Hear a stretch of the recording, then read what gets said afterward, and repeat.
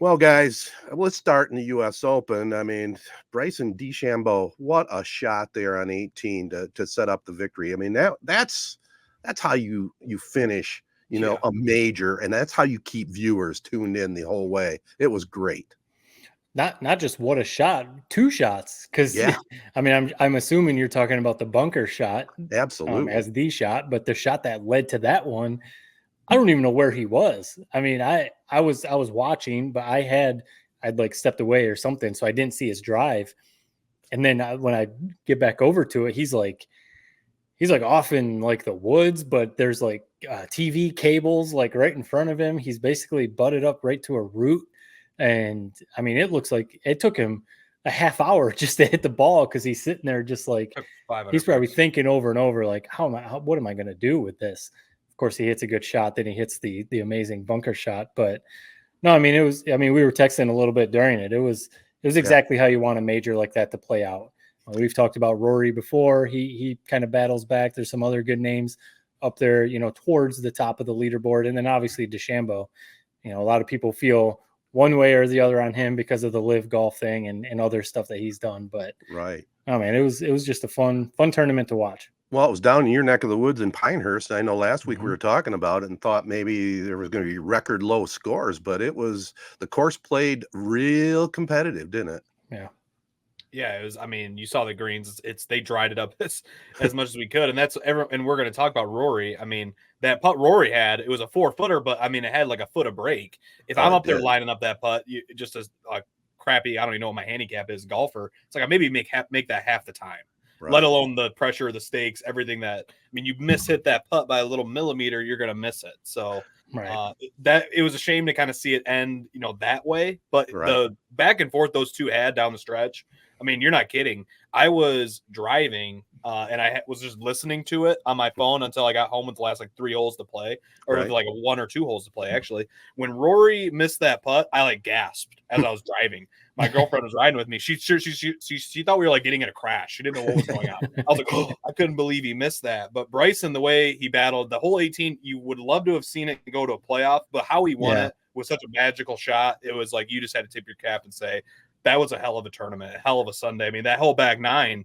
It kept you couldn't stop. You take your eyes off. I mean, Rory's up by 2. Then they ended up getting tied. Then Rory bogeys. I mean, bogeyed 3 of his last 4 holes or something like that. Right. Just a big time fall apart. But Bryson, I mean, he's become the people's champion. They're chanting USA as soon as Rory bogeyed that hole on 18. People are loving that guy. And he's said it a million times, but it really is his YouTube channel and how you're able to see a lot of the behind the scenes stuff. I mean, if you're a pro golfer right now, really an athlete in general, and you don't have a YouTube channel or TikTok or something like that you can monetize, you're an idiot. That has done wonders for his image, and it seems like it's helped his golf game a lot. He's so much calmer on the course. I mean, he's going back and forth with the peanut gallery when he wants them, when they want him to pull a driver, and he ends up laying up. It's just he's the number one story in golf right now. The way he's done this 180, good for him. Well, he definitely is. Yeah, no, he is, and I think it's almost like it should be like a lesson in a sense to, like, we talk about the MLB trying to market their superstars to get people into the sport some more. And your point is spot on with, it's not the old days where like Tiger is going to just burst onto the scene and everyone's going to love Tiger and drive everyone to the golf course. Like, it just doesn't really work that way anymore. You got a guy like Scotty Scheffler right now playing the way that he is. And, it doesn't feel like what it did when Tiger was at his peak. Even with Scotty Scheffler playing the way that he is. Maybe it's because we're all, social media is what it is now, and it's not the same as it was 20, 25 years ago or whatever. But the behind the scenes stuff is so interesting, whether it's basketball, whether it's football. That's why the JJ Redick and LeBron James podcast is so interesting, because you get some insight onto, what these guys are thinking. That's why I like the mic'd up segments, or, the Wired or whatever they call it, sounds of the game during a basketball game, because you hear what they're saying on the court, or the football when you see the NFL Films drops the segments after a game where guys are mic'd up. That stuff is super interesting, and I hadn't really thought about that till you brought that up with DeChambeau, because I've seen a ton of his clips over the last year or two. It's kind of blown up, and like I just saw one yesterday, or it was after he won. He played like a whole round with a basic Walmart set of clubs, and was like letting the dude, whoever was shooting the video, basically tell him act as the caddy. And he had just $100 set of Walmart clubs, and he's just drilling shots left and right, and it's like that stuff's fun. So no, I mean it should be. Yeah, you want to be buttoned up. It's a gentleman's game, golf or whatever. Tiger is so professional and whatever, but have some fun with it too. I think that's what today's generation or people like to see. Well, it was a fun event, and I think I might have screwed us up a little bit in our order of topics, but this is a good topic, the U.S. Open and how it finished. And there was definitely some controversy at the end, we'll say, after it all finished up. And we'll start this discussion first with this clip from the Dan Patrick Show to set up our discussion. Rory McIlroy is one of my favorite interviews because I do think whenever you ask him a question, he thinks and gives you an answer. It's not a kind of pre-written answer. He actually gives thought to your questions and his answers. He's always accessible. He should have been accessible yesterday. Yes, it is tough, but you're the face of the PGA Tour. You needed to meet with the media, and he's gone. Stay and congratulate Bryson DeChambeau. Stay. But you're done. You sign your scorecard after you realize you're not going to win. You're in your courtesy car that he was driving to go to his private jet to fly back home. Now, I know he's been going through an awful lot. He and his wife reportedly are getting back together, some reconciliation. I think he's taken on far more than he thought he was going to or should have when it became the face of the PGA Tour.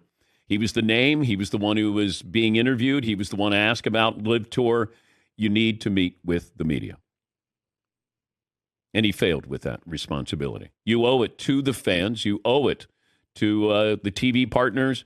You need to be there in front of the media. You can say, look, I'm crushed. I don't have anything really to add. I have to go home and figure this out. I put a lot of pressure on myself. I had my chances. That putt was tricky. Whatever it is, but you have to feed the media there. As tough as it is. And I've said this before, when Bill Buckner had the ball go through his legs, Game 6, when the Red Sox and the Mets at Shea Stadium, they're going to win the World Series. And Bill Buckner was there at his locker and answered everybody's questions.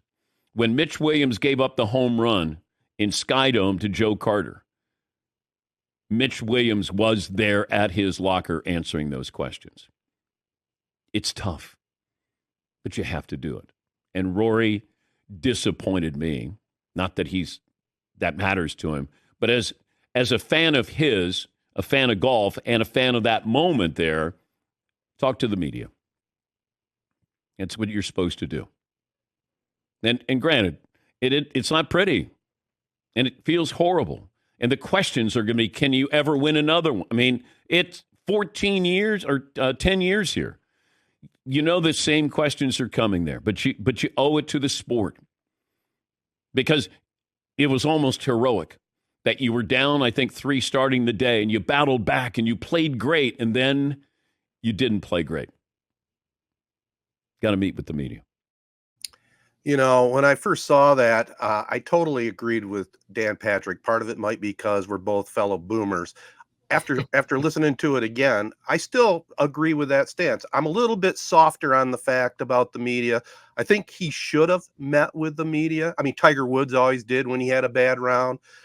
Maybe said only a couple things, but let's face it, the media is part of professional sports. I mean, he took home a second place check of $2.3 million. That's not bad. That's not a bad career. And I understand it was a devastating loss, especially with everything that McIlroy has gone through. I mean, he is this generation's Greg Norman, without a doubt.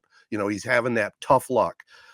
More importantly to me, though, and I know all about the live battle, and McIlroy's the face of the PGA, and there's so much bad blood there. But the class thing to do is the way I look at it. You got to be a good loser, too. You got to go shake that guy's hand, maybe answer one question from the media, then get in your car and leave. I think he was dead wrong on that. Let me jump in because I know Jared's fired up. I'll let Jared have the floor after I give my couple little 2 cents. I'm kind of both. with a lot of these things. You guys know where I'm going to go. I can see it both ways. Mm-hmm. I have the only issue that I have with him not doing it is, I guess the sportsmanship thing. I do still think there's value. I think it's cool after hockey games that they shake hands. I think it's cool after, some youth events or high school, they shake hands and do that stuff, because I do think sportsmanship is a big part of sports. I mean, that's one of the big lessons that you get from playing sports your whole life is winning with class, but also losing with class and, dignity and all that stuff, all that. So, maybe that. Nowadays, he can easily text Bryson on his way out and say, hey, man, congrats. I'll give you a call later, even if we want to chat more. I'll see you next weekend or whenever the next tournament is. Awesome win. I'll catch up with you in a bit. I've got some other stuff going on. So like that part, I don't, nowadays, whatever. The media thing, though, even though I'm a part of the media, we're all parts of the media. I don't understand how some people grandstand on, you have to meet with the media. You have to do it. You have to give the media. Because what if he did go there and just give 2-line? Yeah, it was a tough loss. Yep, got to win. Tough loss. Like, what does that really do for the newspapers, for the articles, for the social media content or whatever?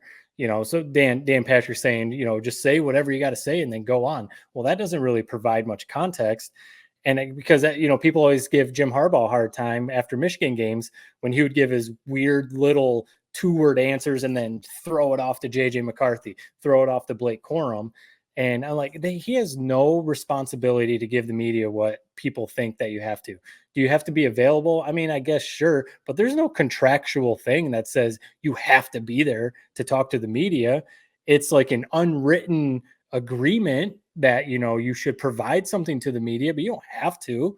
It's not like that 2.3 million that you mentioned. It's not like he doesn't get that check because he didn't talk to the media, So I think it's another thing. Like, it's easy for Dan Patrick. It's easy for whoever to say you should go do this to the media because you're a part of the media, but you've never been in those shoes going through what Rory is going through, where you're like, I just got to get out of here.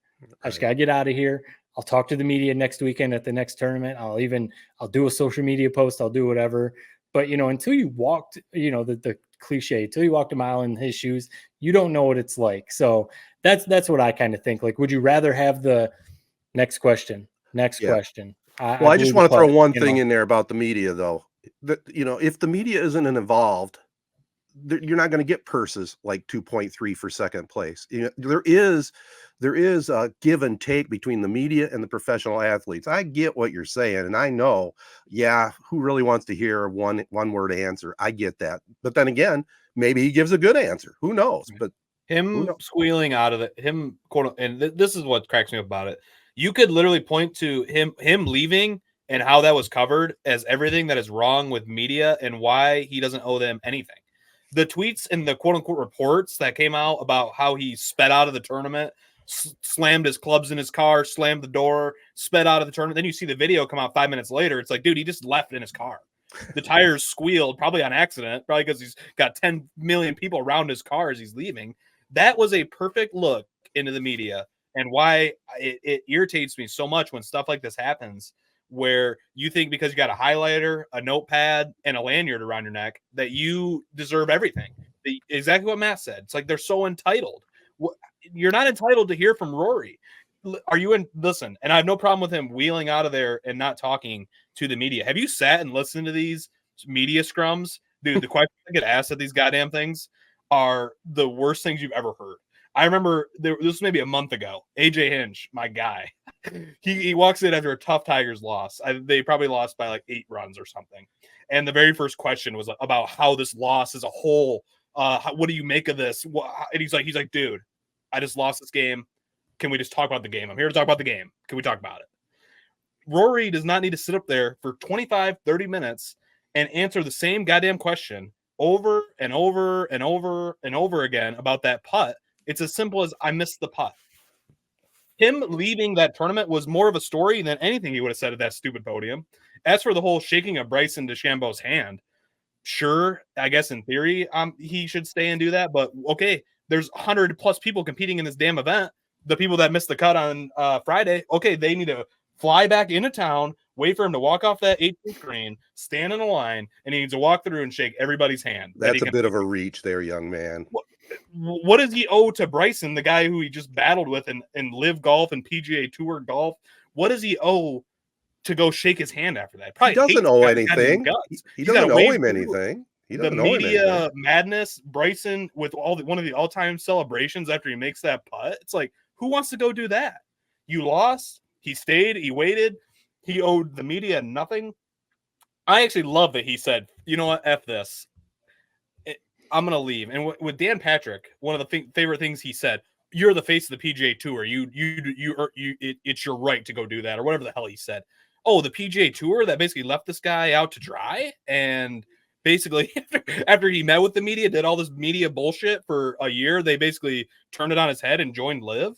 He doesn't owe anything to the PGA Tour. Here's where I'm at with athletes going and talking to the media. If you're like Patrick Beverley and you whip a basketball at a fan, no, there should be 30 microphones waiting for you to come sit down in the locker room and talk. If you're just Rory, who just basically had a rough go of it, choked big time, like, who wants to? It's like torture. It's like you're asking him to go torture himself to listen to idiots like me with a lanyard around their neck. Believe me, it's not Mitch Albom sitting there asking him questions. It's not Mike Lupica, man. It's some intern that's sitting there who just got credentialed probably 3 days ago, firing BS at him. Well, let's talk facts, though. Let's talk facts, though. We're not talking about the yo-yos that are in the press conference. I'm talking about the CBS on-course interviewer. You know, they would do at least a professional question or two. Don't you agree with that? I think what we might be sitting at is say, let's get rid of interviewing the losers completely. What's good is it, right? Is that where we're at? Because I'm okay probably with that. What we get from these interviews it's like, think about, like, you know, the big hot topic has been Caitlin Clark, Angel Reese. They are baiting Angel Reese to say something bad about Caitlin Clark. It's like they probably interviewed her for probably 20, 25 minutes after that whole smacking of the head foul. And she basically said one line about having a special whistle, and they run with it. Right. It's not fair. We're media people. We can admit that there is clearly a problem here, and it's appreciated when those athletes are willing to go talk. But the second it becomes an expectation and not a give and take, like you said, that's when it's a problem. He does not have to do that. Right. Yeah, that's what I remember when I brought up on Twitter. It was last football season when Harbaugh was in the midst of his post game, handing off the interviews to, like I said, McCarthy, Donovan Edwards, Corum, and people were so mad at him, so classless by Jim Harbaugh. You owe this to us. First of all, Jim Harbaugh's answers make no sense ever. So what do we really want from Harbaugh? Second of all, he doesn't owe it to us. If anything, I want to hear what the players have to say more than Jim Harbaugh. And I had some people firing back at me on Twitter saying, like, no, he does. He has a contractual obligation. And I actually talked to some people that work in that department, with ESPN, and they were like, no, they do not owe anything to media. It is a, what's the word? It's like, it's nice of them to do it. Like it's gentleman's agreement. It's a gentleman's agreement. Yeah. It's like, yes, please, we're going to send a reporter out onto the field. If you can be available, we would appreciate it. He doesn't have to, it's not like they lose their wins if he doesn't do this kind of same as like I said with Rory. He still gets that paycheck. The paycheck still clears whether he talks to the media or not. And like Dan Patrick was saying, they're going to ask him questions about, it's been 14 years or whatever since you won a major. Right. Are you ever going to win one again? What do you want him to say in the heat of the moment? What do you want him to say? Like, yeah, I got to keep fighting. Got to keep at it, go to the driving range and go to the putting green and try and hit some more putts. Like that, like Jared said, they're waiting for him they're trying to bait him into giving like a headline answer. Like, man, if it didn't happen this week, I don't think it's ever going to happen again. Boom. That thing's on Twitter. Rory doesn't ever think he's going to win a major again. He's doubting himself. And it's like, oh man, this dude's going through personal issues. He's got, who knows what else he's going through. And he just probably blew the biggest tournament of his life with a 4-foot gimme putt that Jared probably makes at Corona Hills anytime. He doesn't want to answer any questions. Let him go. Just let him go. Next weekend, I think it's the Travelers Championship up in Connecticut. If he plays in that, ask him some questions there if you want. Yeah. But otherwise, he doesn't owe anything to the media. It's a bunch of entitled people like Dan Patrick, and I like Dan Patrick, but it is to say that he owes it to the media. No, he doesn't. Just like I saw the clip of them asking Bryson about Rory, like, do you feel bad? And it's like, what do you want Bryson to say about that? He did give a really good answer, and he answered it with class or whatever, but it is like, what do you want him to say about that? Like, yeah, well, I feel bad for Rory, like that sucks. Like I'll say real quick, I know Ted, you're trying to jump in. I saw a clip of Jaylen Brown, plays for the Celtics, who just won the title, but they lost. They were up 3-0. They lost game 4, and the Mavericks blew them out in game 4. And I saw in the post-game press conference, Jaylen Brown, who ended up winning MVP of the NBA Finals, a reporter asked him, this was after game 4 when the Mavericks beat them, in a game that meant so much, a series clinching game, how did you guys play so poorly? And Jaylen Brown just kind of blankly stared at him and was like, I don't know how to answer that. Next question. And that's kind of like Jared's point. Like, yes, you're right, Ted, that the CBS, NBC, there are very, very, very good professional reporters out there, but you're going to get a bunch of nonsense like that too. And it's like, what do you want me to say, man? I missed the putt, Well, all I was going to say is when I started this, the thing that bugged me the most was at least not acknowledging Bryson right then, then walk out. If you don't have to do the media thing. But the other thing on the media thing is he could have also spun it a little bit different. He might get asked that question, hey, what about that putt? Yeah, that's a pretty lame question, no doubt. You just say, I missed it, like Patrick said. But it would have been cool if it had shown a little bit more class and say, you know what? DeChambeau hit one of the greatest shots out of the sand, and he won that tournament. Just throw it the other way. Have a little class on your answer. That's all. And I know that he's got a lot going on, and he certainly doesn't owe it to the media. But we can't shortchange the media completely, can we? I mean, it goes hand in hand. You guys wouldn't have jobs if you weren't in the media, right? And I'm not doing that. It's just the fact that it's people getting so irate over it of him not talking to the media is my problem with it. You get nothing from these. I don't even know what you would call them, pressers, I guess. Yeah. They're a waste of time. They are a waste of time. They do it they talk at these damn pressers every day. This was it a weak moment for him? I bet you if he had it all over again, maybe he doesn't care. Perfect world. Yes, he sits there and answers all those questions. I just am defending him and saying, dude, what just happened to him? The fact of what they're going to be asking him at that presser, the fact that he's basically going to be at that course for another 2 hours if he doesn't jet out of there when he did, and it's just a Bryson celebration fest. Like Dan Patrick said, one of the things like, oh, he owes it to the fans. No, what does he owe it to the fans? He missed that putt. They had a little gas. 2 seconds later, they're chanting USA. Those are who he owes it to explain how the most heartbreaking moment of his life. This is a spectacle for us. This is his life. This is life. He just had the biggest screw up of his lifetime in this sport.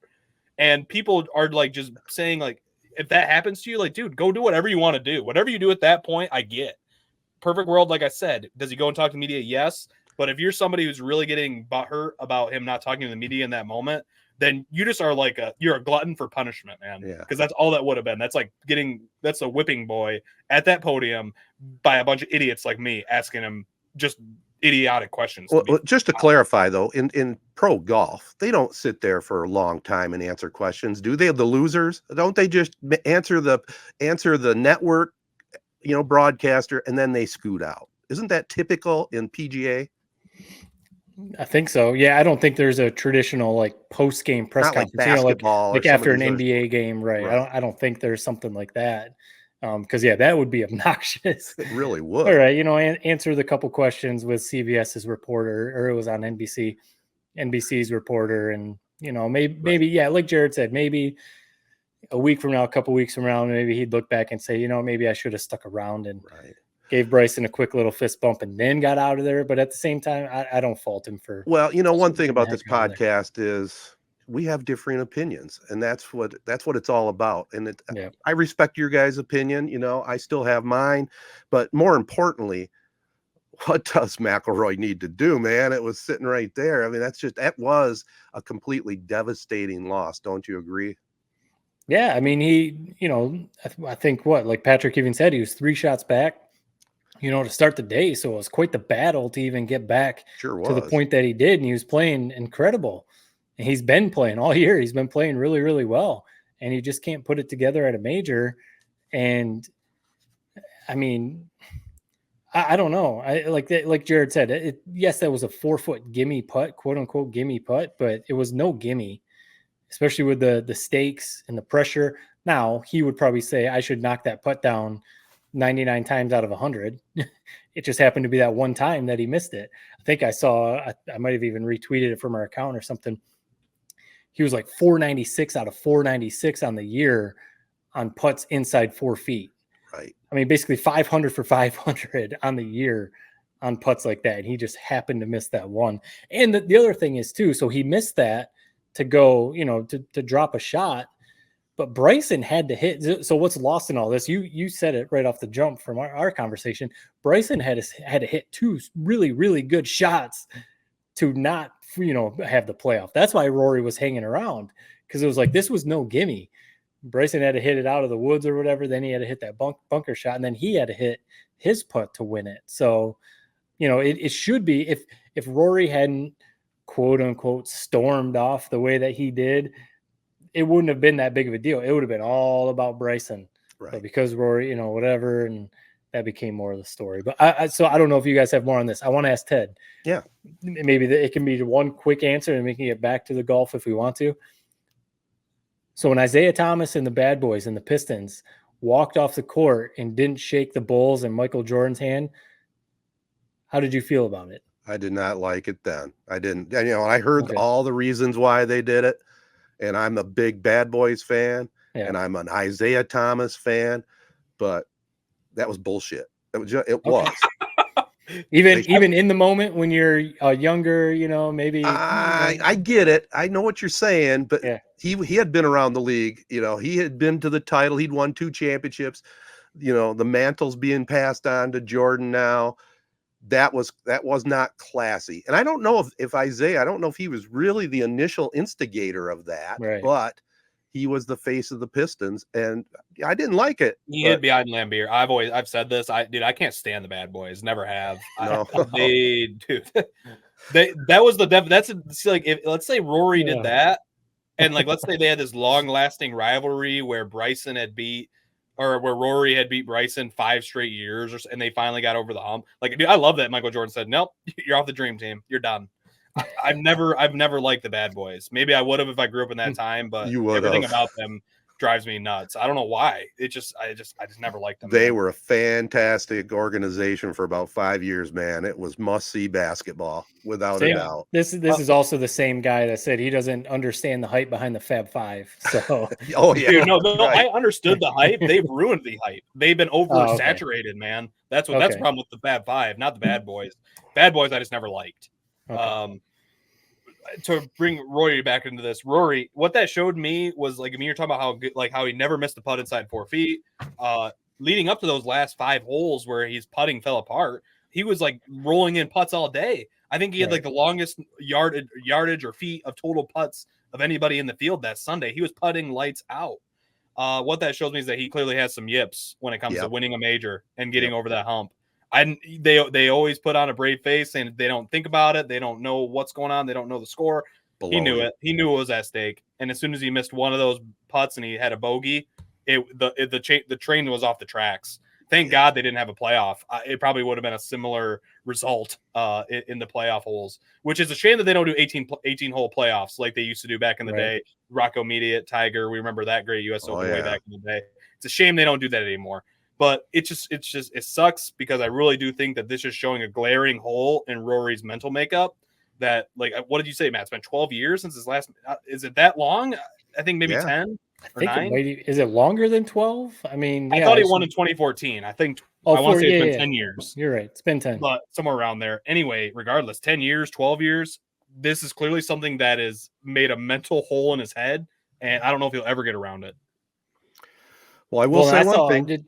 To tie it off, you're talking about the behind the scenes stuff with Bryson and just how cool the access is that we have now.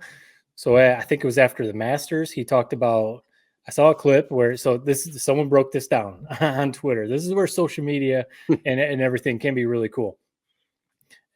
After the Masters, after one of the rounds, someone did ask him a question. He stuck around and answered questions from that, the awesome media that we're talking about here. and someone said, they asked him about his putting, and he was like, yeah, I feel like when I lift up, on my putter stroke, when I'm coming through, that's where I get in trouble. When I lift the putter up, that's where I miss. Right now, I'm staying true and I'm hitting, like we just said, it basically never missed a putt this whole year so far. Someone took video of the video of him putting the putt that he missed, super slow mo, like 240 frames per second, crazy slow mo, and his putter comes up. Yeah. And his putter comes up and doesn't hit the ball center, and he missed it. And people, you mentioned the yips. I mean, we're all baseball fans, and you hear about the yips in baseball. A second baseman can't make that throw over to first base. Hey, he got the yips. I think that's all it was. He knew what it was. He had to hit that. He had to hit that putt to at least potentially force a playoff. And he just did exactly. He probably had it going on in his head. Don't lift the putter up. Don't lift the putter up. Boom. He did it. Missed it. Well, go ahead. I was just going to say, we're all human. These guys are almost superhuman the way they play the game. But like any sport, especially in golf, man, mental. And this thing has got to be just a mental grind. I've mentioned about Greg Norman. You know about Greg Norman, Jared. Oh, yeah. You weren't there in that era, though. This is very similar. He was always a big fan favorite, but always seemed to just come up short. And it seems he had never won a major, though, right? But Rory has won. It is very similar when you say that. It's kind of Rory probably feels like he's never won one. It's been so damn long. Yeah. So man, when he finally breaks through, if it does again, he was up 2 strokes, man, with 4 holes to play. Right. How much more can you script it to win a damn major than that? It's Greg Norman did win 2 Open championships. Yeah. Okay. Was that after this long? Yeah, I don't know. Yeah. Well, I just looked it up after the long. Yeah, well, I was pretty sure I remember seeing video of him winning the Open. He won the Open in 86 and then 93. Right. And then he had 30 top 10s and was a runner-up 8 times in majors. You're so right. Between those 8 runner-ups, that's what the killer was. Yeah, right. And he was at the front, and then just lost it down the stretch. That was the killer. Well, enough isn't being said about DeChambeau though, and his play down the stretch, and then afterwards, I mean, he hung around till probably midnight. Did you see the media guy? I don't know who he was that went out there with a camera and hit the exact same shot. He did it once. Yeah, what? And Bryson came out there and kind of played around with him, and then he put it within 2 foot of the hole, I think. Yeah, Johnson Wagner. He lives down here in Charlotte. Actually, he's with the PGA Tour, but it was on the Golf Channel. And he was. It's just live TV. You never know what you're gonna get. He's out there, classic TV segment. Let's go to the bunker and recreate Bryson's shot. Wouldn't you know it? Bryson walks up while he's doing it with the trophy. With the trophy, they have a super cool segment. Where Bryson actually walks him through what he was thinking, and then the dude hits the shot with it. I think he's actually a tour pro also, so he knows how to golf. Right. But super cool. He had Bryson went around. He signed autographs forever, and let a ton of fans take pictures with the trophy and stuff. So I mean, he's becoming the people's champ. Yep. Hopefully they get it together between the PGA and LIV, because the crazy thing is, I don't know if you guys saw, I saw a clip. It was on Pat McAfee show with DeChambeau, because of the LIV stuff, and they can't get everything right. He didn't have enough points to qualify for the Olympics. Right. So only 4 Americans qualified for the Olympics this year, and somehow because he's playing so well, but his LIV tournaments didn't qualify. He's still top 10 in the world rankings. But because of all the tournaments he's missed with his LIV, contractual obligations, he's not top 10. So it's just crazy that he's, other than Scotty Scheffler, he's probably playing the best of any American, and he's not going to be at the Olympics. The 4 that are going are still really, really good, but you would think DeChambeau would be one, but he's not. Right. And he's also not playing in the Ryder Cup too. It's a joke. Right. The whole thing's a joke. Yeah. Golf's got to figure this out, man. I mean, everyone was tweeting it on Sunday. It's like, man, seeing these two guys go at it, it's like we need to figure out a way to get these goddamn tours back together. We really do. Absolutely. It's a bummer. No, because think about the Olympics. Yeah, think about the Olympics right now. If you threw him in there and Rory was playing too, like that's immediate, drama. But must see TV. Yeah. Also, speaking of must see, yeah. No, I was just say it said we got Wyndham Clark competing, so I can't wait to watch him play. That'll be fun. Well, let's